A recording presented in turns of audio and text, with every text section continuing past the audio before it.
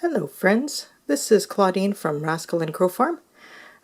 Just wanting to show you our Korean style beef jerky that we're doing something very quickly. Now we like to share with people the things that we do here on our farm, and this is one of the things that we like to do, which is beef jerky, Korean style beef jerky again.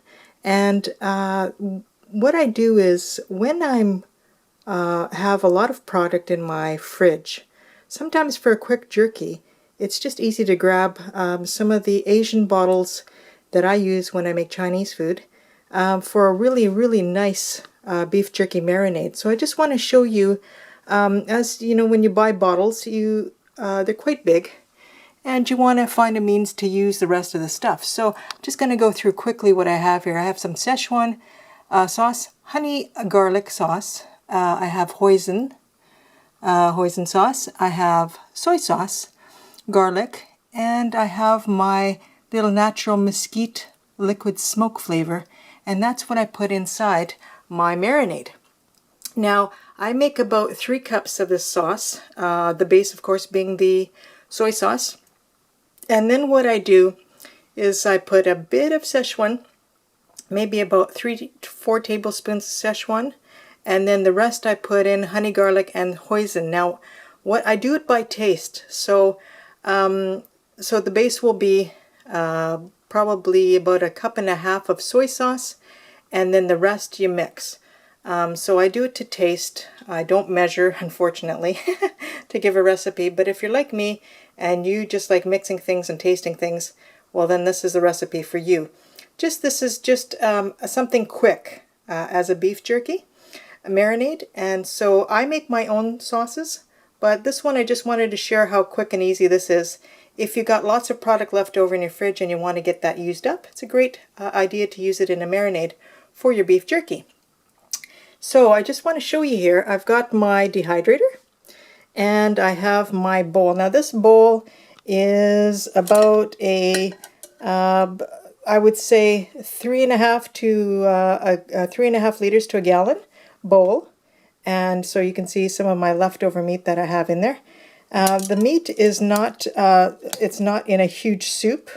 It is saturated with the marinade, just as you would a steak. And so if you look at here, this is my neat little dehydrator here that we went and got a couple of years ago. It is a Hamilton Beach, and so it's got 1, 2, 3, 4, 5 stacks. And then it has the lid on top, and as you can see, all the meat inside, all in the layers there. And so we finished our stack, we've put it on, and I like to space them out and have a bit of air between them to make them nice and dry.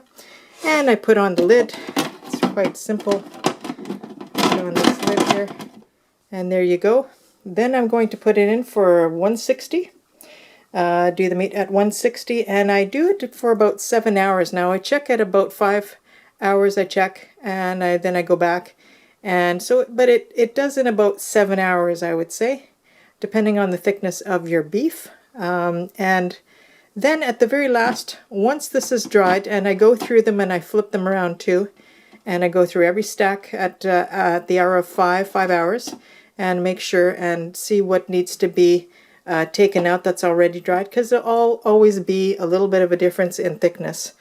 And then the last thing I do is, once I find that they're dehydrated enough at a nice leather consistency, then I will put them on a cookie sheet and pop them in the oven on aluminum, and I will further at 400 degrees for 5 minutes. I will further do a light cook. Only for the reason I do that is to make sure that there's no E. coli or any kind of anything bacteria that needs to be killed. So 400 degrees in the oven after it's dehydrated, on in the oven, 400 degrees at for 5 minutes, and then it's pretty well done. You wait to cool, and I package mine in the Food Saver vacuum packs, and they turn out perfectly. They last a long time on the shelves, and of course I label them and I put a little farm sticker on it, and we sell them. So this is just a quick recipe. I do make my own sauces, like I said,